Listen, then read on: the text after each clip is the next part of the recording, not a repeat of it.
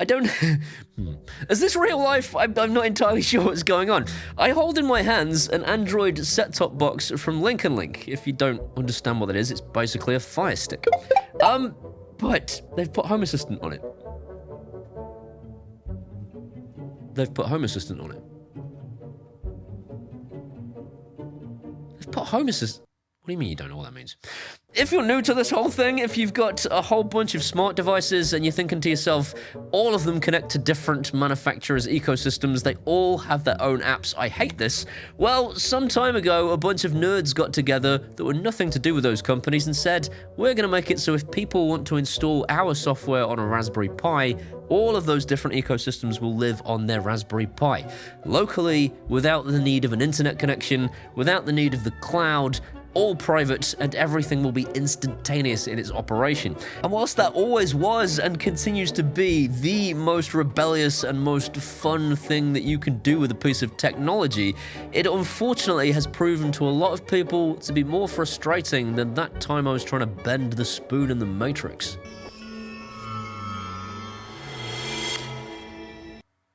Alright, little Yuri Geller. How'd you do that? Do not try and bend the spoon. That's impossible. Instead, only try to realize the truth. That'll never get decent Wi-Fi reception in the bathroom. What's that got to do with anything? There is no spoon.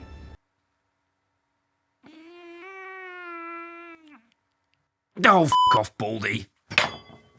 So Home Assistant takes every single smart home device you could possibly imagine, puts them all into one location so you can control them all via one app, but also, of course, means that you can let them talk to each other. So you can have a IKEA motion sensor turn on a Philips Hue bulb, all within the same ecosystem in Home Assistant, in your house, on a Raspberry Pi.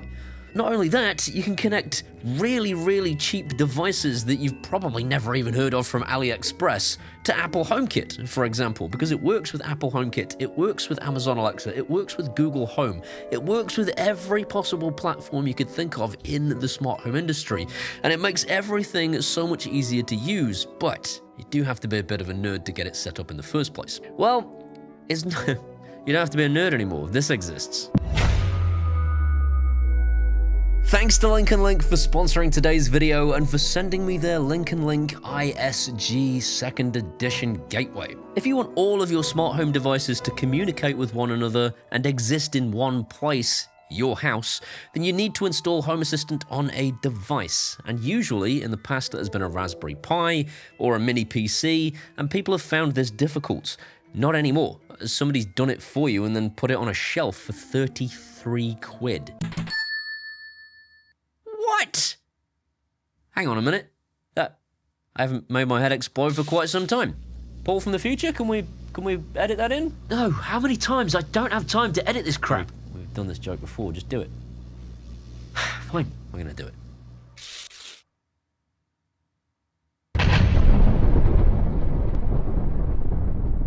£33! 33 quid? It's not always going to be that price. That's the super early bird special with a discount code in my description, but I haven't tried it yet. We're going to talk to Paul from the future shortly, and he's going to give it a go, but if it does everything they say it does, this is the bargain of the century. But first, here's Paul from the past to unbox it. Paul from the past, have you forgiven me for sleeping with your wife yet? No, mate, I haven't. And I think it's about... Shut up, idiot. We've done that joke too. Over and over and over and over. Just unbox it, you moron.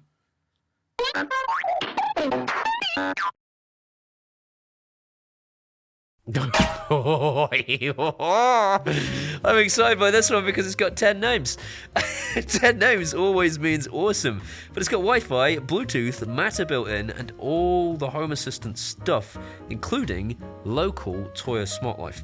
If you've ever struggled to get localized Tuya SmartLife devices working in Home Assistant, this thing has already got it set up for you.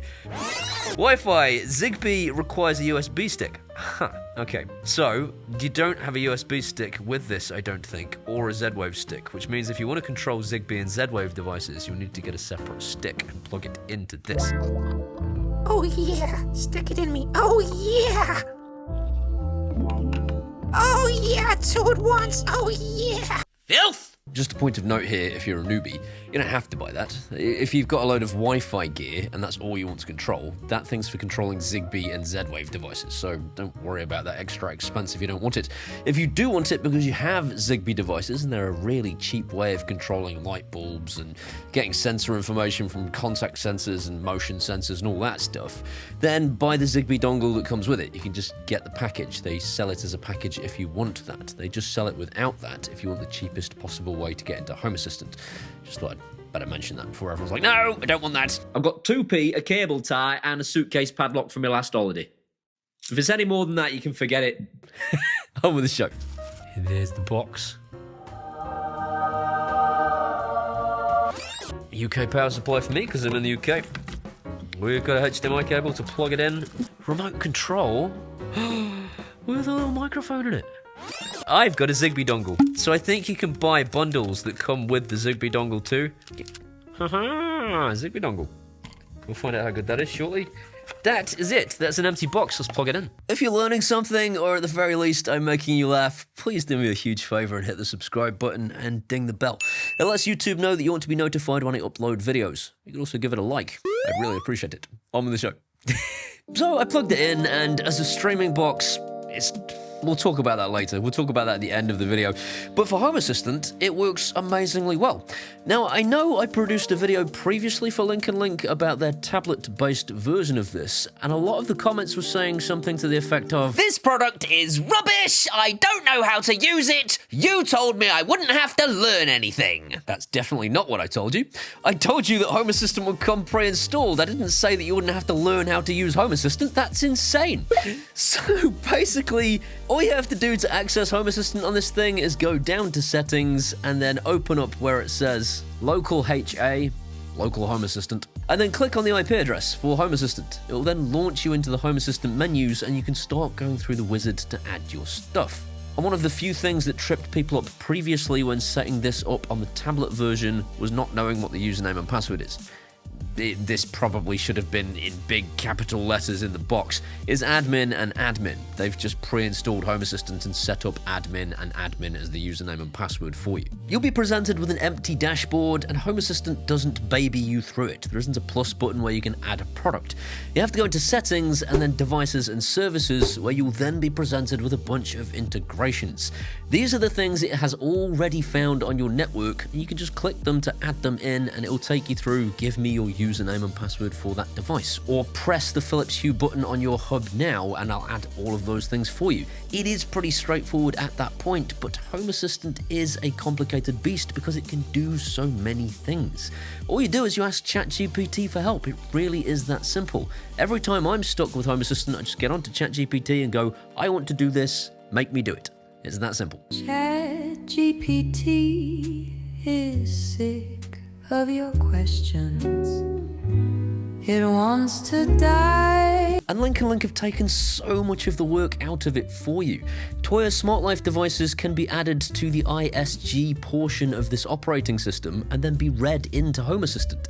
You have no idea how important that is unless you've actually tried to add local Tuya SmartLife devices directly to Home Assistant before.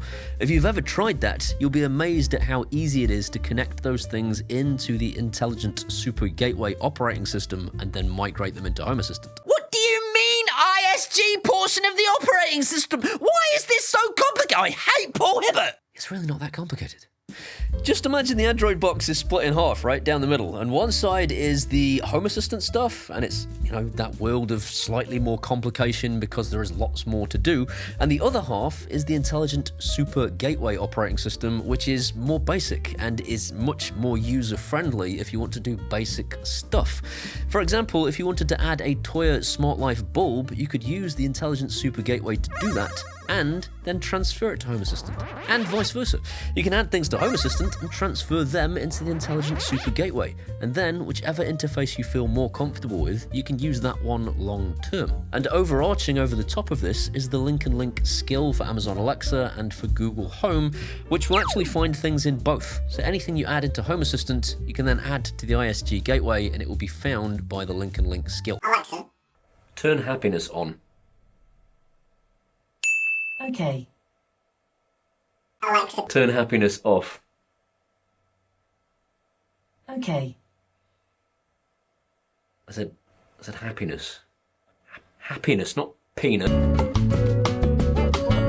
So I've spent a couple of days using this now, and I think I know the best way to explain to you why they have this kind of separate operating system, Home Assistant and their own thing. It's to give newbies their easy-to-use front end, the thing that they understand, the thing that they are used to. Add a device. So this is a Wi-Fi product, so I'm going to hit Wi-Fi. So we're going to hit Tuya. I'm going to hit lights, because that's what it is. And then we need to reset the device. Is it going to work? No way it's going to work!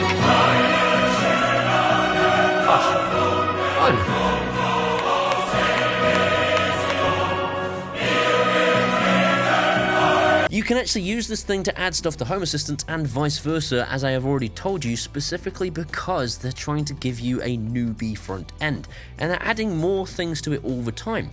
The biggest surprise here for me was being able to add Govee products through the ISG simple to use interface that then went into Home Assistant and again, work entirely locally without an internet connection. This only works for Govee products that have LAN control, but that's most of them.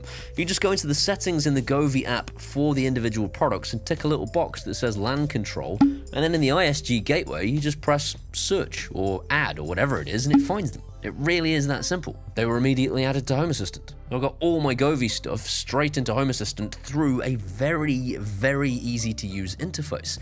Not only that, my LinknLink cameras too.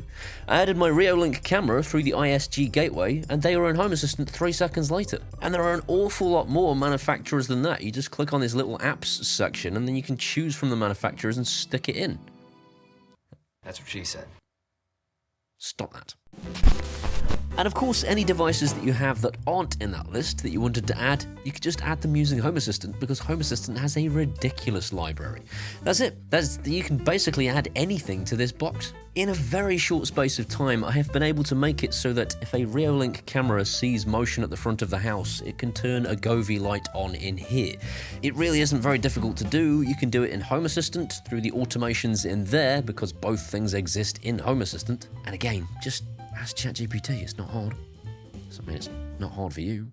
Probably hard for ChatGPT. It wants to die.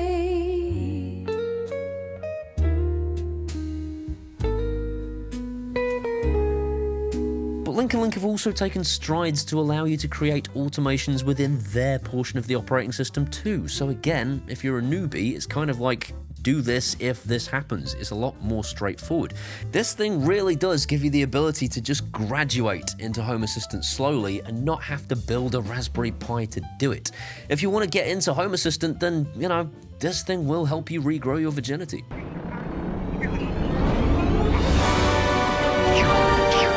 Home Assistant! So both the Home Assistant aspect of this operating system and the ISG aspect of this operating system can be accessed using either their respective mobile apps or by visiting a web page. Both of them have that capability, and you can go and tinker around to your heart's content. Or you can just load it up on the HDMI port of your TV and use this thing. But I wouldn't. It's really awkward to use. Plug in a mouse and keyboard and go and update the thing. That's the first thing I would do when you get it set up, is go into settings and update it. And not with this. I would use a mouse and keyboard. It's not very often that I plug something in and immediately clown music starts playing in my head, but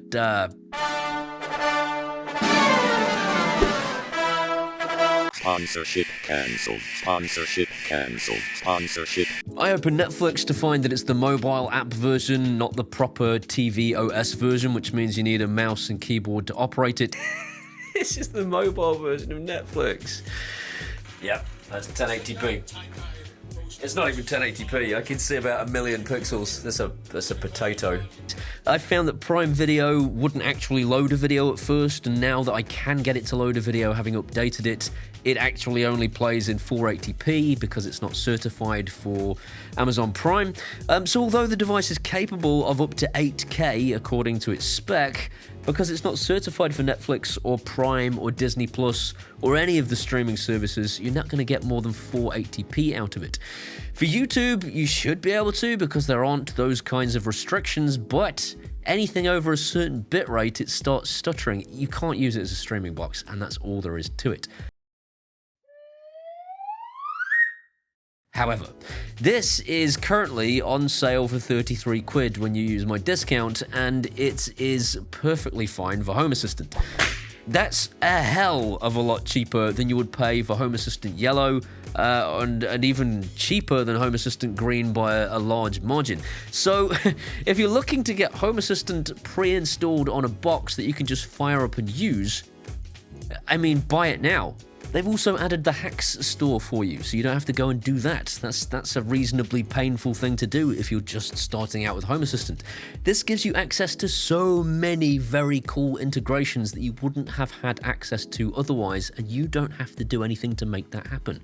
The Hacks store comes pre-installed. And now for the elephant in the room.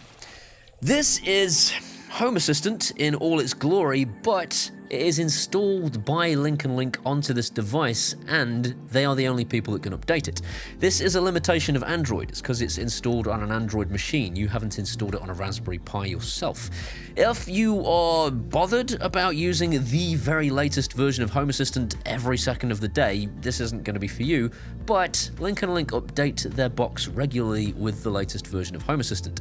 So it's whether or not that bothers you. Secondly, Matter support is currently limited, and that matters. So sorry. So, the Matter support is currently limited on the ISG portion of this to only a light switch or a wall outlet. They're the only two things, so if you have a Matter-enabled blind, you won't be able to control it.